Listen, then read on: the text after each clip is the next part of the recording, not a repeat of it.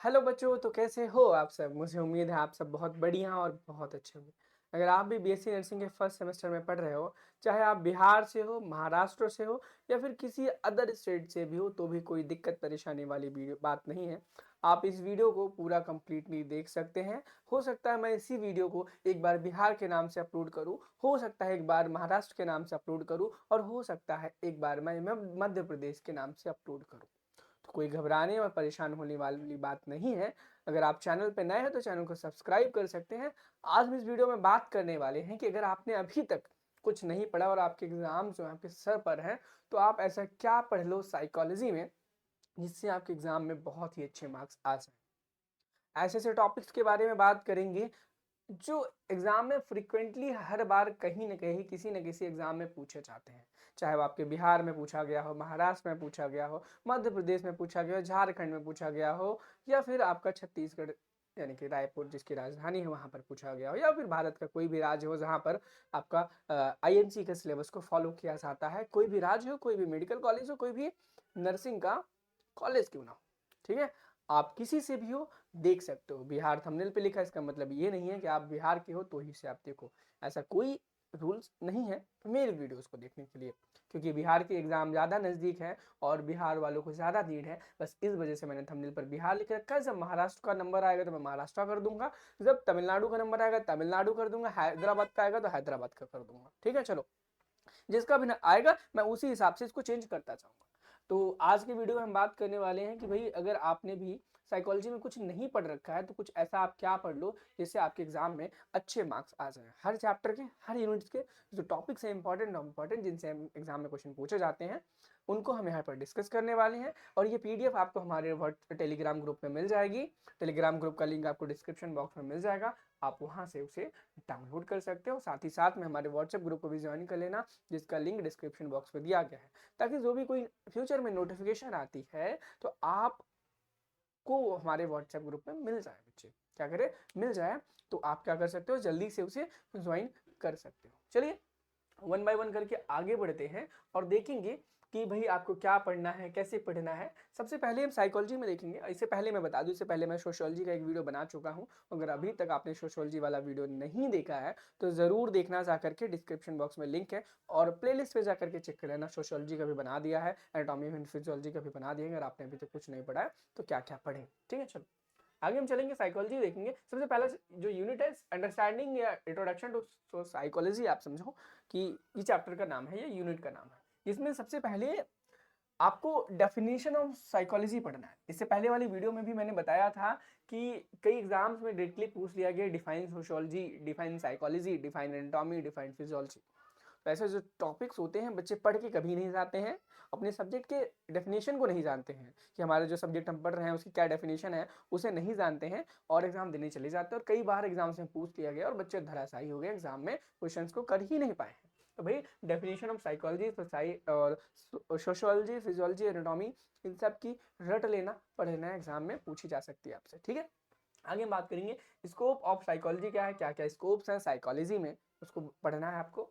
Importance of psychology nursing, यानी कि psychology का क्या महत्वाकांक्षा है हमारी नर्सिंग के विभाग में, क्योंकि आप नर्सिंग के फर्स्ट सेमेस्टर में हो, आपके में तो भाई साइंस से रिलेटेड सब्जेक्ट होने चाहिए। ये आर्ट्स वाले सोशियोलॉजी एंड साइकोलॉजी क्या कर रहे हैं, इनका क्या इंपॉर्टेंस है, उनको पढ़ना है आपको। और आपके कॉलेज में एग्जाम के लिए प्रिपेयर भी कराया गया होगा, पढ़ाया भी होगा। Application of psychology nursing practice, यानी कि नर्सिंग में साइकोलॉजी का काम क्या है, यहाँ पे एप्लीकेशन पूछ दिया गया। अब देखो इसी प्रकार से आपके तमाम टॉपिक्स आते रहेंगे, स्ट्रेस अडेप्टेशन और जो भी जो लर्निंग, मेमोरी, जितने भी आपके यूनिट्स हैं सब आते रहेंगे। आपके मन में होगा कि भैया सब कुछ तो ठीक है, सब कुछ तो बढ़िया है, हम पढ़ेंगे, लेकिन हमारे पास टाइम बहुत कम बचा है। जो अभी बिहार वाले बच्चे हैं उनके पास तो बहुत कम टाइम बचा है, क्योंकि 10 से 12 दिन के अंदर उनका पेपर है। 28 और 29 को पेपर, आज 16 तारीख हो चुकी है। लेकिन बचे हुए जो एग्जाम्स हैं आपके आपके भी टाइम बहुत नज़दीक आने वाला होगा, हो क्या पता आपका आ ही गया हो। तो ऐसे केसेस में मैं बता दूं बच्चों, आप हमारे नर्सिंग गुरुकुल के ना ऐप को डाउनलोड कर सकते हो। और अगर आप अभी भी जीरो लेवल पे हो ना तो परेशान मत हो। क्या परेशान मत हो, जीरो लेवल पर हो ना, आप हीरो के लेवल पर जा सकते हो हमारी इस जीरो टू हीरो बैच से। क्यों, मैं बताता हूँ। आपको जीरो टू हीरो बनने के लिए क्या चाहिए, आपको बहुत ही अच्छे हैंड रिटन नोट्स चाहिए ना, जो आपको हम अपनी इस बैच में दे रहे हैं। ठीक है। और मॉडल पेपर चाहिए ना, हम दे रहे हैं 10 मॉडल पेपर दे रहे हैं आपको हर सब्जेक्ट के, यानी कि हर सब्जेक्ट यानी हर पेपर के टोटल 20 मॉडल पेपर मिल जाएंगे आपको इसमें, ठीक है। उसके बाद सुनो, लेकिन इसके आंसर नहीं होंगे, आंसर आपको खुद ढूंढने पड़ेंगे गूगल से, विदाउट आंसर, गूगल से, चैट जीपीटी से, जहां से ढूंढो, बुक से ढूंढो, बट आपको करने होंगे। मॉडल पेपर से आपके लिए हैं, आपको सॉल्व करने हैं। उसके बाद last year previous year question हैं, जो भी इंडिया की डिफरेंट डिफरेंट यूनिवर्सिटीज हैं, ये लास्ट 10 ईयर में जो जो क्वेश्चन को उन्होंने पूछा है एग्जाम्स में, उनको हमने यहाँ पर इकट्ठा किया है और विद सॉल्यूशन ऐड कर दिया है आपको, विद सॉल्यूशन ऐड किया है। क्या किया है बच्चों? सॉल्यूशन किया है, विद सॉल्यूशन ऐड कर दिया है। और मैं बता दूं, उसके बाद आपके एग्जाम में एमसीक्यू भी आता है, तो 200 क्वेश्चंस, आप सोचो कि 200 क्वेश्चन है तो बड़ा कम है। एमसीक्यूज पर सब्जेक्ट, एमसीक्यूज पर सब्जेक्ट बच्चे, यानी कि आपके पास 4 सब्जेक्ट हैं और टोटल 800 एमसीक्यूज आपको मिल जाएंगे, ठीक है, इस बैच में। आप सोचोगे भैया भाई इसकी प्राइस तो काफ़ी ज़्यादा होगी, क्योंकि अगर हम बुक्स मार्केट में ढूंढने जाएं 700-800 से कम की बुक नहीं आएगी इन सब टॉपिक्स को मिला करके, है ना। मैं आपको बताऊं बहुत ही एक इंटरेस्टिंग चीज़, हमारी इस बैच की प्राइस जो मात्र 99 रुपये है। हो सकता है फ्यूचर में बढ़ जाए, तो ये मत कहना कि भैया आपने उन वीडियोस में 99 बोला है, आप बढ़ा क्यों दिया। तो भाई देखो, क्योंकि आपको इतना अच्छा कंटेंट मिल रहा है, जब इसकी डिमांड बहुत ज़्यादा हो जाएगी तो प्राइस बढ़ जाएगा ऑटोमेटिक। तो भाई 99 में अभी मिल रहा है, आप इसे ज्वाइन कर सकते हो। इतना ही नहीं, एक और तगड़ी चीज़ बताता हूँ, इसमें आपको वन शॉट लेक्चर्स भी मिलेंगे। क्या मिलेंगे? लेक्चर्स भी मिलेंगे। मैंने ऑलरेडी सौर सर के जो लेक्चर्स थे यूट्यूब पे ऐड कर रखे थे, लेकिन बच्चे बोल रहे थे भैया हमें मिल नहीं रहा, ढूंढ नहीं पा रहे हैं, आप हमें ढूंढ के दे दो। अब हर बच्चे के लिए इंडिविजुअली मैं ढूंढ के तो नहीं देने वाला हूँ, तो मैंने क्या किया, वहां से डाउनलोड करके इसी बैच में ऐड कर दिया। फिर भी प्राइस नहीं बढ़ाई, 99 थी 99 है, लेकिन फ्यूचर का कोई नहीं पता ना, ये बढ़ भी सकती है। मिनिमम प्राइस 99 है, इसके ऊपर कितनी भी जा सकती है, डिमांड के ऊपर है, ठीक है। क्योंकि इसमें बहुत लिमिटेड सीट्स बच्चों को ही रखूंगे, क्योंकि बच्चों की क्वेरीज भी होती है, सॉल्व भी करना होता है। तो भाई इस बैच को ज्वाइन करने के लिए आप ज्वाइन कर सकते हो हमारे नर्सिंग गुरुकुल ऐप पे। और यहाँ पर अगर बीएचएस लिखा है तो सिर्फ बीएचएस के लिए नहीं है, जब आप बैच में जाओगे वहाँ पर सिर्फ बीएससी नर्सिंग फर्स्ट सेमेस्टर लिखा होगा। तो आप किसी भी यूनिवर्सिटी से, किसी भी कॉलेज से हो, किसी भी राज्य से हो, आप ज्वाइन कर सकते हो और अपने स्टडी को कंटिन्यू कर सकते हैं, ठीक है। चलिए आगे हम मूव करेंगे अपना, जहाँ पर हम थे साइकोलॉजी की इंपॉर्टेंट यूनिट्स के बारे में बात कर रहे थे। हम सबसे पहले इंट्रोडक्शन टू साइकोलॉजी वाले यूनिट को कवर कर चुके थे। उसके बाद हम कवर कर रहे थे स्ट्रेस एंड एडाप्टेशन, हमारी जो सेकेंड यूनिट है। इसमें भी देखेंगे सबसे इंपॉर्टेंट ज़्यादा है stress versus conflict versus frustration, ये बहुत ज़्यादा एग्जाम में पूछा जाता है। सबसे पहले आपको पढ़ना है कि डेफिनेशन ऑफ स्ट्रेस, यानी कि जो तनाव होता है, चिंतन होता है, इसका क्या डेफिनेशन, इसकी क्या परिभाषा है। हम बोलते हो ना कि बहुत ज़्यादा मेंटल स्ट्रेस हो रहा है हमें, या आपके फादर बोलते होंगे कि भाई बहुत ज़्यादा मेंटल स्ट्रेस में हो, अभी परेशान ना करो नहीं तो पड़ जाएगा, ठीक है। तो वही उसकी डेफिनेशन एक्चुअल क्या होती है, स्ट्रेस के क्या क्या कारण होते हैं, एडाप्टेशन क्या होता है, कॉन्फ्लिक्ट क्या होता है यानी कि झगड़े, और कितने प्रकार के होते हैं कॉन्फ्लिक्ट, उनको पढ़ना है। फ्रस्ट्रेशन क्या होता है, फ्रस्ट्रेशन के कॉजेस क्या होते हैं, और फ्रस्ट्रेशन के इफेक्ट्स क्या क्या होते हैं, आपसे ये पूछा गया है इसमें। क्या फ्रस्ट्रेशन के क्या क्या कारण होते हैं, कौन कौन से इफेक्ट्स होते हैं, यह पूछा गया है आपसे। बाकी role of nurse in stress management, यानी कि स्ट्रेस मैनेजमेंट में नर्सेस का क्या रोल होता है, यह भी आपसे पूछा गया है और एग्जाम में पूछा जा सकता है। चलिए आगे मूव करेंगे मेमोरी के बारे में, यानी कि मेमोरी क्या होती है, ठीक है। मेमोरी जो यूनिट है उससे आप डेफिनेशन ऑफ मेमोरी पढ़ लो, types of memory, sensory, short term and long term, ये 3 प्रकार की आपकी जो मेमोरी है इन्हें याद रखना, इनकी डेफिनेशन को भी याद रखना। और एग्जाम में आपसे डायरेक्टली भी क्वेश्चन पूछ लेगा, थोड़ा सा एक शब्द बनाएगा, एक लाइन बनाएगा और पूछेगा ये किस प्रकार की मेमोरी है, क्या वो शॉर्ट टर्म है, लॉन्ग टर्म है या सेंसरी है, ठीक है। आगे हम मूव करेंगे फैक्टर्स अफेक्टिंग मेमोरी, यानी कि ऐसे कौन कौन से फैक्टर्स हैं जो कि मेमोरी को अफेक्ट करते हैं, प्रभाव डालते हैं, ठीक है। मेथड्स टू इम्प्रूव मेमोरी, हम अपनी बुद्धि को, हमारे दिमाग को, हमारी मेमोरी को इम्प्रूव करने के लिए क्या क्या काम कर सकते हैं, उनको भी आपको पढ़ना है। और देखो इतने आसान टॉपिक है, आप इनको पढ़ सकते हो। और जीरो टू हीरो बैच में जब आप जाओगे ना, आपको हर चीज़ एकदम सिंपल, बहुत आसान लग जाएगी। आपको लगेगा कि भाई ये पहले क्यों नहीं मिला हमें, और भाई मिल जाता तो आपके लिए बहुत ज़्यादा बढ़िया रहता, क्या बहुत ज़्यादा बढ़िया रहता। आगे हम चलेंगे mental health and mental hygiene वाली यूनिट में, जिसमें आपसे बोला गया कि मीनिंग ऑफ मेंटल हेल्थ, यानी कि हमारा जो मानसिक स्वास्थ्य है वो क्या है, उसका एक्चुअल मीनिंग क्या है, उसको डिफाइन करो या उसी मीनिंग को आप बताएं हमें।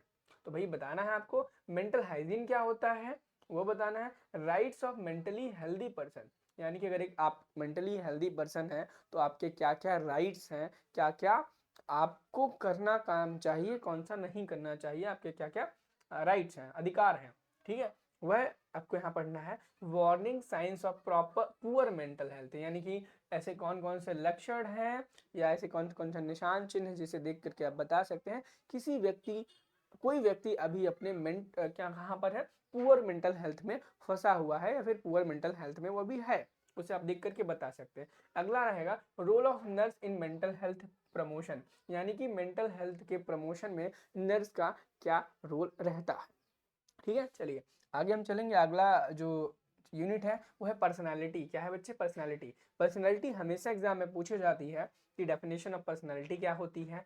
पर्सनालिटीज की थ्योरीज जो है, साइको एनालिटिक थ्योरी जो है फ्रेड ने दी थी, और इरिक्शंस थ्योरी, ये क्वेश्चन एग्जाम में इनसे पूछा जाता है, ठीक है। आगे हम बात करेंगे फैक्टर्स अफेक्टिंग पर्सनालिटी डेवलपमेंट, यानी कि पर्सनालिटी डेवलपमेंट की जो फैक्टर्स हैं जो इन्हें अफेक्ट करते हैं वो कौन कौन से हैं। क्लासिफिकेशन ऑफ पर्सनालिटी, यानी कि क्लासिफिकेशन को का वर्गीकरण कैसे किया गया है उसको पढ़ना है। एरर्स इन परसेप्शन, यानी कि एरर इन परसेप्शन जो यूनिट है उसमें आपको परसेप्शन का एक्चुअल मीनिंग पढ़ना है। इल्यूजन क्या होता है, हेलुसिनेशन क्या होता है, डिल्यूजन क्या होता है, difference between illusion and hallucination. और ये बहुत इंपॉर्टेंट पूरी की पूरी यूनिट है, इसमें सब कोई पर्टिकुलर टॉपिक नहीं, पूरी की पूरी यूनिट है, और इस पूरी यूनिट से क्वेश्चन पूछा जाता है, क्योंकि मैंने एबीबीएमयू के लिए और भी यूनिवर्सिटीज के लिए भी बहुत सारे model paper previous year solve कराए, जिसमें मुझे परसेप्शन की मीनिंग, इल्यूजन की डेफिनेशन एग्जांपल, हेलुसिनेशन का definition example, delusion, difference between illusion and hallucination पूछा गया था बहुत बार। मैंने रिपीटेड फ्रिक्वेंटली रिपीटेड देखे क्वेश्चन इनमें।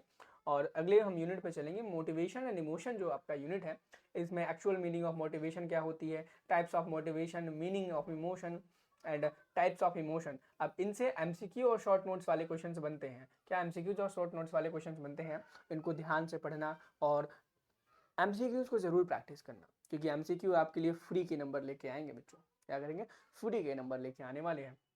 आगे हम बात करें कि बॉडी माइंड रिलेशनशिप जो आपकी यूनिट है, इसमें आपको क्या क्या पढ़ना है। Meaning of body, meaning of body mind relationship पढ़ना है। हाउ बॉडी अफेक्ट्स माइंड, हमारी बॉडी हमारे दिमाग को कैसे अफेक्ट करती है उसके बारे में पढ़ना है। हाउ माइंड अफेक्ट्स बॉडी, हमारी बॉडी माइंड पर कैसे इफेक्ट करती है, फिर हमारा दिमाग बॉडी पर कैसे इफेक्ट डालता है उसके बारे में पढ़ना है।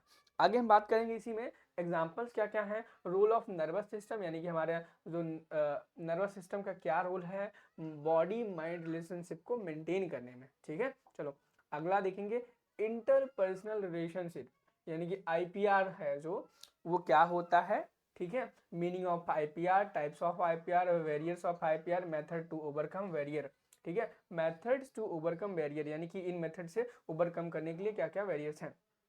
Role of nursing in effective IPR, यानी कि नर्स का क्या क्या रोल है इस इफेक्टिव आईपीआर में। और मैं बताऊं इस यूनिट से एज मैंने अभी तक कोई क्वेश्चन नहीं देखा, ठीक है।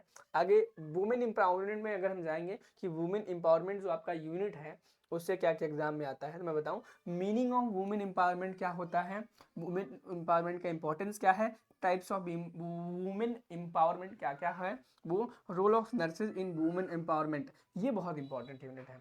एज सच मैं सच बताऊं इससे मैंने अभी तक क्वेश्चन तो नहीं देखा है, लेकिन मुझे ऐसा लग रहा है कि इस टॉपिक से आपके एग्जाम में क्वेश्चन पूछा जा सकता है। क्या आपके एग्जाम में पूछा जा सकता है और पूछा जाएगा, देखना। और ये होगा कि आपसे एग्जाम में क्वेश्चन पूछा गया है, ठीक है। चलो आगे मूव करें। आगे मूव करेंगे defence mechanism and Maslow's hierarchy. अब मैस्लोज लॉ, मैस्लोज की हायरार्की बहुत बार पूछा गया है। ईगो एंड डिफेंस मैकेनिज्म बहुत बार पूछा गया है। Types of defence mechanism with example, ये क्वेश्चन भी बहुत पूछा गया है। मैस्लोज हायरार्की नीड, ये भी बहुत बहुत बहुत बार पूछा गया, तो बहुत बहुत बहुत ज्यादा इंपॉर्टेंट हो जाता है। Importance of Maslow's theory in nursing, ये महा इंपॉर्टेंट है। मैस्लोज की जो नर्सिंग में थ्योरी है वो बहुत ज़्यादा इंपॉर्टेंट है और एग्जाम में बहुत ज़्यादा पूछे जाने वाली थ्योरी मैस्लोज लॉ की, ठीक है। आगे हम मूव करेंगे अगले यूनिट पे, यूनिट नंबर 12 है जो कि ये कहती है role of heredity and environment, यानी कि हेरिडिटी और एनवायरनमेंट का क्या रूल है। और सच बताऊं, meaning of heredity, meaning of environment, rule of heredity and behaviour, role of environment in behaviour, educational implication of nursing. और सच बताऊं, इस टॉपिक से मैंने कभी भी अभी तक क्वेश्चन नहीं देखे। हो सकता है हो, मेरा नज़र ना गई हो, मुझे याद ना हो, लेकिन इससे ऐसा मैंने नहीं देखे अभी तक कोई भी क्वेश्चन हो। ठीक है, चलो आगे हम देखेंगे इंटेलिजेंस एंड लर्निंग। इस चैप्टर से बहुत क्वेश्चंस मैंने देखे हैं। डेफिनेशन ऑफ इंटेलिजेंस क्या होती है, आईक्यू क्या होता है, और इनसे एमसीक्यू आते हैं बढ़िया बढ़िया, छोटे छोटे, और शॉर्ट नोट्स आते हैं बच्चे, क्या आते हैं, शॉर्ट नोट्स आते हैं। ठीक है, तो ये यूनिट बहुत इंपॉर्टेंट है, इंटेलिजेंस एंड लर्निंग। ठीक है, लर्निंग क्या होती है, इसकी डेफिनेशन, लर्निंग की थ्योरीज कौन कौन सी हैं वो पढ़ लेना। ठीक है, आगे मूव करेंगे कि ट्रायल एरर थ्योरी क्या है, क्लासिकल कंडीशनिंग क्या है, ऑपरेंट कंडीशनिंग क्या है, मेथड्स ऑफ लर्निंग क्या है, psychological test versus psychometric assessment. इसमें आपको टेबल के फॉर्म में लिखना होगा meaning, purpose, tools used and examples को। ठीक है, आगे है role of nurse in any psychological condition, यानी कि किसी भी साइकोलॉजिकल कंडीशन में एक नर्स की क्या भूमिका रहती है। ये जो लास्ट आपकी यूनिट है, इसमें आपको assessment, communication, emotional support, health, education and referral, ये चीज़ें पढ़नी है। और इनसे एग्जाम में थोड़े थोड़े एमसीक्यू और थोड़े थोड़े शॉर्ट नोट्स भी पूछ लिया जाता है कभी कभी।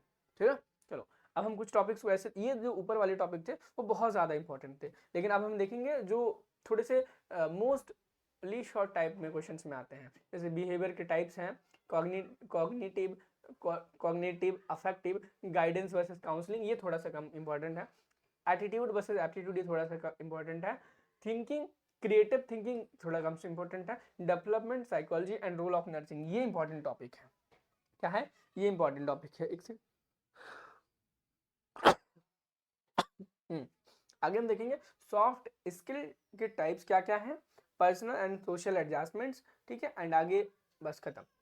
यहाँ पे साइकोलॉजी के आंसर्स को कैसे लिखना है उसकी टिप्स दिए गए हैं, और इन टिप्स को आप इस पीडीएफ में पढ़ सकते हो। और ये पीडीएफ आपको हमारे टेलीग्राम और व्हाट्सएप ग्रुप दोनों जगह पर मिल जाएंगे। और अगर आप चैनल पे नए थे तो मैंने आपको पहले ही बता दिया था कि चैनल को आप सब्सक्राइब कर देना, ताकि आपको फ्यूचर में हमारे चैनल से रिलेटेड सारी की सारी जानकारियाँ मिलती रहें, नर्सिंग से रिलेटेड। और आप हमारे जीरो टू हीरो बैच को ज्वाइन करना बिल्कुल मत भूलना, क्योंकि वही एक चीज़ है जो आपको अभी जीरो लेवल से उठा करके एक हीरो वाले लेवल पर लेके जा सकती है। तो चलिए मिलते हैं अगले वीडियो में, जहाँ पर हम एक नया मॉडल पेपर सॉल्व करेंगे। और इससे मैं बता दूं, अभी तक मैं एनाटॉमी, फिजियोलॉजी, सोशियोलॉजी, साइकोलॉजी, इन चारों सब्जेक्ट के जो इम्पोर्टेंट हेडिंग्स हैं यूनिट्स में, उनको मैं करा चुका हूं। अगर आपने वो वीडियो नहीं देखे हैं तो जाइए प्लेलिस्ट में चेक करिए, चैनल पे चेक करिए और देखिए। ठीक है, और टेलीग्राम में उनके लिंक भी मिल जाएंगे, आप वहां से भी चेक कर सकते हो। चैनल पे नए थे तो चैनल को सब्सक्राइब कर लेना। कोई दिक्कत परेशानी रह गई हो तो हमारे टेलीग्राम ग्रुप को ज्वाइन कर लेना। ठीक है, वहाँ पूछ सकते हो, बाकी कमेंट सेक्शन आपके लिए हमेशा खुला हुआ है। Thank you, have a nice day, bye bye.